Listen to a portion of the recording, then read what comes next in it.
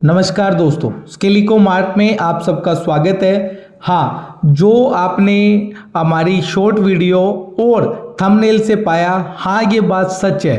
Mobilisation agency के लिए national skill development corporation एक और फेज 2 के अंदर टेंडर लेकर आया है, जिसमें और ज़्यादा मोबिलाइजेशन एजेंसियों को एम्पैनल किया जाएगा। जी हाँ दोस्तों, आपकी स्क्रीन पे दिखाई दे रहा है request for expression of interest for empanelment of mobilisation agency phase 2।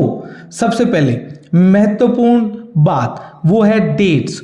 4 सितंबर को टेंडर लाइव हुआ, 24 सितंबर को शाम के 6 बजे तक इस टेंडर को आपने फिल करना है। पिछली बार भी इसकी कोई डेट एक्सटेंड नहीं हुई थी, बहुत सारे लोग इंतजार करते रहे थे और उनका जो टेंडर ना भरने का कारण था, आज हम सबसे पहले उसका चर्चा करेंगे। सबसे पहले mode of submission online nsdc.eproc.in पर होगा।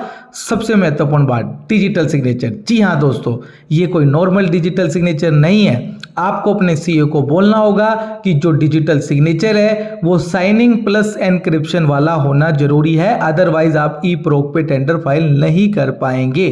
तो आपका सिग्नेचर प्लस इंक्रिप्शन का होना जरूरी है। जी हाँ दोस्तों, आ जाइए नेक्स्ट पॉइंट पे।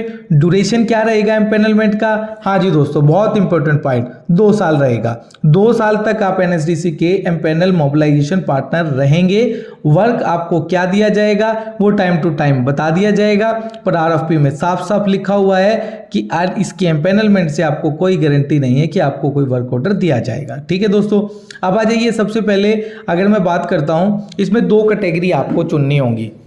ये टेंडर 2 कैटेगरी के लिए। हाँ दोस्तों, जैसे कि आपने थंबनेल से पाया, शॉर्ट वीडियो से पाया, स्टार्टअप वाली कंपनी धैर्य रखें, क्योंकि उनके लिए बहुत ज़्यादा जो है ना वो छूट दी गई है। उसे हम इस वीडियो के सेकेंड फेज में बताएंगे। फर्स्ट फेज में अब जाने कि जो नॉर्मल कंपनी है जो स्किल डेवलपमेंट में काम कर रही है वो कैसे एलिजिबल होगी। सबसे पहले एलिजिबिलिटी क्राइटेरिया 5 साल का एग्जिस्टेंस होना जरूरी है। टर्नओवर मात्र 25 लाख, लास्ट 3 साल में 25 लाख एवरेज एनुअल टर्नओवर होना जरूरी है। जी हाँ दोस्तों, 3 साल में कोई ना कोई एक प्रोजेक्ट आपने मोबिलाइजेशन का किया होना चाहिए, वो लेक्चर 2 में आपको बताना होगा। बिल्डर के 3000 बच्चा मोबिलाइज किया होना चाहिए डिफरेंट प्रोजेक्ट से, और स्टाफ जो है वो पेरोल पर होना चाहिए। पेरोल मतलब आपकी कंपनी के पेरोल पर, यानी उनका अपॉइंटमेंट लेटर होना जरूरी है जिसमें उनकी सैलरी मेंशन हो। कौन कौन लोग चाहिए? एक टीम लीडर चाहिए, कुछ मोबिलाइजेशन फैसिलिटेटर चाहिए और कुछ MIS एक्सपर्ट चाहिए। सबका प्रोफाइल आप शेयर करोगे। ब्लैक लिस्ट नहीं होनी चाहिए कंपनी, और इसके एम्पैनलमेंट की फीस 11,000 प्लस GST उसको देना होगा।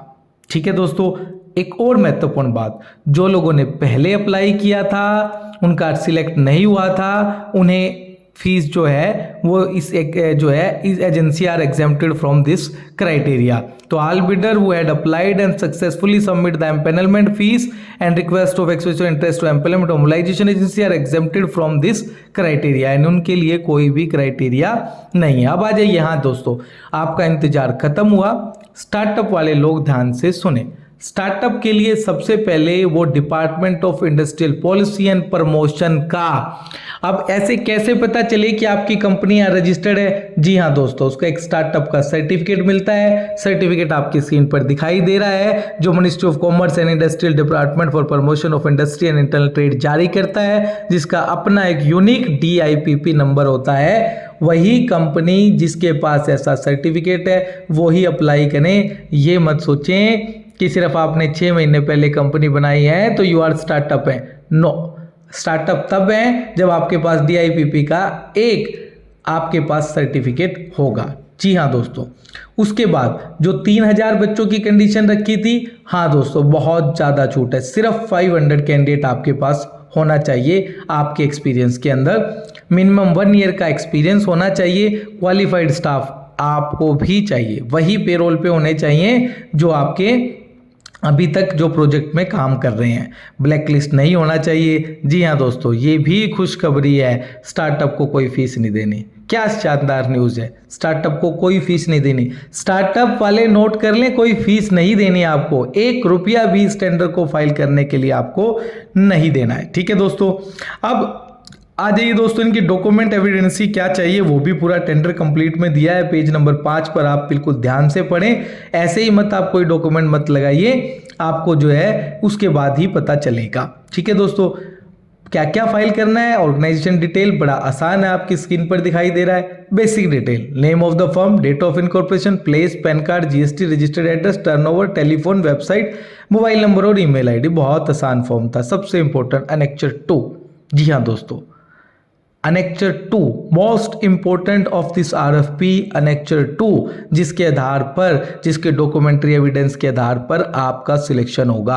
आप बताएं आपने किसके साथ काम किया है, आपके क्लाइंट का नाम, प्रोजेक्ट क्या ड्यूरेशन थी, कब से कब तक का काम किया, उस प्रोजेक्ट की वैल्यू क्या थी, name of candidate mobilise for scaling कितना काम किया, और 18 से 40 का क्या प्रूफ था, 16 से 35 में उन्होंने कितने अप्रेंटिसशिप के लोगों को जोड़ा, लोकेशन क्या थी, और ब्रीफ ऑफ सर्विस क्या प्रोवाइड कराया, contact detail of client for testimonial आपको देना होगा।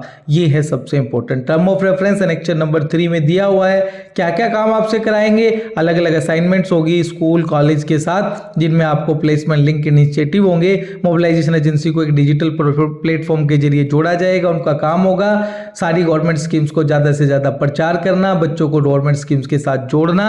पहले भी हम बता चुके हैं, फिर से बता देते हैं, 2 साल का एम्पेनलमेंट होगा। लास्ट आप ध्यान रखिए, सीवी आपको अपने क्वालिफाइड स्टाफ का अपने अकॉर्डिंग नहीं देना है। जी हाँ दोस्तों, आपकी स्क्रीन पर एक फॉर्मेट दिखाई दे रहा है सीवी का, जो डेडिकेटेड है इस टेंडर के लिए। आप अपने स्टाफ के सीवी से इस तरह का सीवी अपडेट करें, और जो इस सीवी में डिटेल मांगी है उनको कंप्लीट फिल करें। कभी आप इसको बिल्कुल नाम पता लिखकर छोड़ दें बाकी सारे कॉलम को, उसको मानेंगे नहीं, ये हमें भी नहीं पता, पर हम चाहते हैं कि प्रपोजल अच्छी क्वालिटी का बने। अब आ जाइए दोस्तों, लास्ट में एक डिक्लेरेशन का फॉर्मेट भी दिया हुआ है। हाँ दोस्तों, अगर आपने ब्लैक लिस्ट का जो पॉइंट्स था उसके लिए एक स्पेशल फॉर्मेट दिया गया है, इसको आपको अपनी लेटर हेड पर सबमिट करना होगा। और ध्यान रहे दोस्तों, जो भी टेंडर में फॉर्मेट दिए जाते हैं सिर्फ उन्हीं फॉर्मेट्स का इस्तेमाल करें। अगर आप अपने फॉर्मेट का इस्तेमाल करेंगे तो आपका टेंडर इनिशियल लेवल पर रिजेक्ट कर दिया जा सकता है। ठीक है दोस्तों, लास्ट पॉइंट है, सबसे लास्ट अनेक्चर 4-5 में बताया गया है कि NSDCE प्रोक पर कोई भी टेंडर अगर सबमिट होगा तो उसके लिए आपको डिजिटल सिग्नेचर चाहिएगा। डिजिटल सिग्नेचर वो जिसके अंदर एनक्रिप्शन भी हो और सिग्नेचर भी हो। जी हाँ दोस्तों, ये था एक शानदार और एक जानदार टेंडर जो स्टार्टअप ऑर्गेनाइजेशनों के लिए तो एक तोहफा है भारत के एक उपक्रम की तरफ से। ठीक है दोस्तों, जल्द ही आपसे दोबारा मिलेंगे, तब तक के लिए इस चैनल को सब्सक्राइब करें, शेयर करें, ताकि ज़्यादा से ज़्यादा लोगों तक ये जानकारी पहुंच पाए।